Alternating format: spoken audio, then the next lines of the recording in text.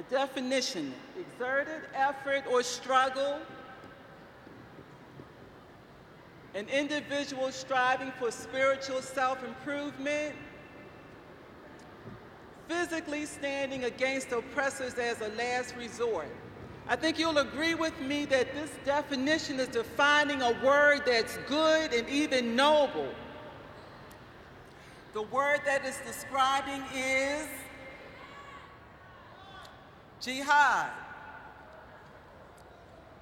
So how is it that this word with this noble meaning became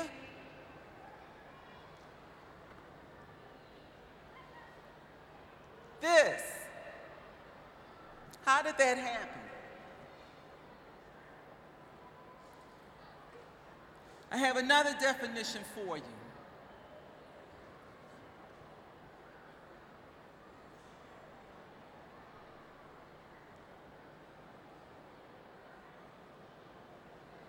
Peace, purity, submission to the will of Allah, obedience to His law. Another good and noble word, and that word is Islam. Again, how did this noble word, this meaning, become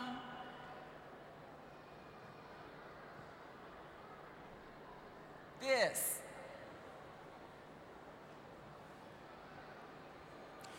How do our good, sacred words become words with bad, evil meanings associated to them? Prejudices are aroused because the actions of a few are attached to the group. The actions of a few Muslims and non-Muslims have become attached to all Muslims. And because some of these groups added the name jihad to their title, all of a sudden our good word, Allah's good word, jihad, became a bad word. It's built up, it's repeated and repeated and repeated, and no one is asking, and even worse, no one is explaining the true meaning of these words. All they are interested in, what's happening, is that these words are evoking a bad, strong emotion, a negative emotion. And then the word is used by those in authority and those who are supposed to be neutral finders of fact. And because they're supposed to be neutral and only interested in the facts, such as the media, people who hear those words say, well, they don't have an axe to grind. They're objective. They're speaking the truth. So when they use those words in a negative way, it's just adopted and assumed that these noble words are negative. What's even worse is that some Muslims are using these words.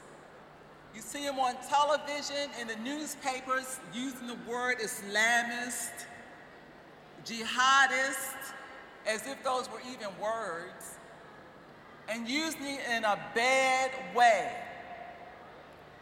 The result is that we as a group are disobeying Allah because we've been admonished not to turn His good things that He's made good, into bad, nor to turn bad things that He's made bad, into good. And when we don't address this injustice, the misuse of these words, we are in fact complicit, and we are allowing the good to turn into bad. We have allowed others to redefine our sacred words, and we've done nothing about it. We cannot let people define for us. You know, parents used to name their children Jihad. I bet you not so much anymore. I have a girlfriend that had a sweatshirt that had Jihad written over it, on it. She was proud to wear that sweatshirt until 9/11. 9/12, she buried that sweatshirt in the bottom of her closet. And that should not be. But who can blame them? Few Muslims would want to be associated with the bad meanings and the terrible, heinous crimes that have become attached to those words. So who can blame them? But these words do have noble meanings, and we have to reclaim them. It's our duty as Muslims to reclaim these words because they impact on our freedom to practice our religion and use these words freely. We don't even want to use these words anymore. And it is an insidious, slippery slope. Pretty soon, we won't even want to call ourselves Muslims. And I'm not overstating.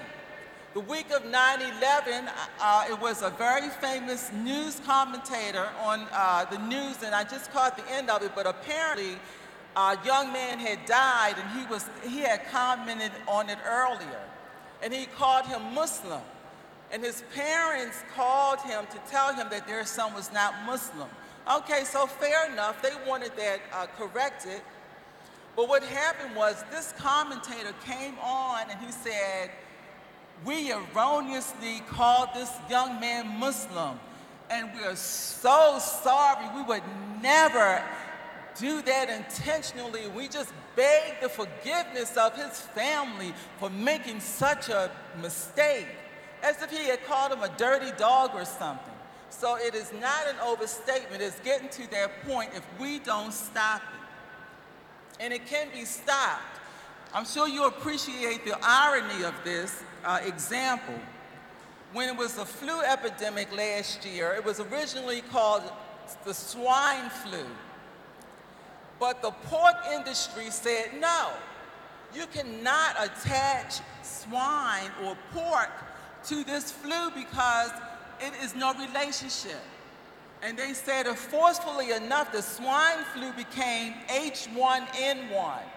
That was because they stepped in and said, no, we reject you attaching that bad thing to our product. And we can do the same. I hate to use swine as an example, but we can do the same thing. We can turn this thing around. Don't use those words yourselves. Don't use those words. Use it as a form of dawah when you hear those words being used to explain the true meaning of these words. Implore our organizations, appeal to our organizations to get the word out, to disseminate the truth. Not just Muslim organizations, but all well-meaning organizations that are committed to telling the truth. Our children should not be ashamed that their name is Jihad, and my girlfriend shouldn't have to bury her sweater, her sweatsuit. Assalamu alaikum wa rahmatullahi wa barakatuh.